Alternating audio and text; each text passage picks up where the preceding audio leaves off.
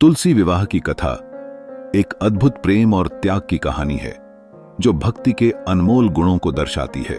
कार्तिक महीने की शुक्ल एकादशी को मनाए जाने वाले इस विवाह का महत्व केवल एक धार्मिक अनुष्ठान तक सीमित नहीं है, बल्कि यह एक गहरी आध्यात्मिक संदेश का वाहक भी है। यह कथा हमें यह सिखाती है कि सच्चे प्रेम और निष्ठा का क्या महत्व होता है। इस कथा की शुरुआत होती है स्वर्गलोक की अप्सरा जया से, जिन्होंने ब्रह्मदेव के दरबार में एक गलती की और परिणाम स्वरूप उन्हें पृथ्वी पर जन्म लेने का शाप मिला। इस शाप के फलस्वरूप जया वृंदा के रूप में जन्म लेती हैं और भगवान विष्णु से प्रार्थना करती हैं। भगवान विष्णु उनकी भक्ति को देखते हुए उन्हें आश्वासन देते हैं कि वह अंत में उनके साथ विवाह करेंगे।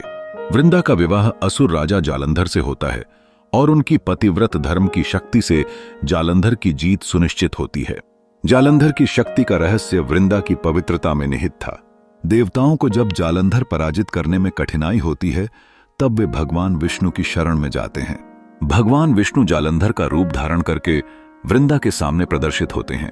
वृंदा उन्हें पति मानकर प्रणाम करती हैं और इस क्षण से उसका पतिव्रत भंग हो जाता है। इसी समय देवता जालंधर का वध कर देते हैं और वृंदा को जब सच्चाई का पता चलता है तो वह क्रोधित होकर भगवान विष्णु को शाप देती हैं कि आप पत्थर बन जाएंगे।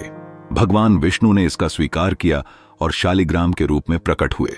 वृंदा ने तब सती होकर अपने जीवन का अंत कर लिया, जिससे एक दिव्य पौधा तुलसी उत्पन्न हुआ। देवताओं ने आकाश से पुष्प वर्षा की और यह घोषणा की कि तुलसी सभी देवताओं में सर्वोच्च होगी।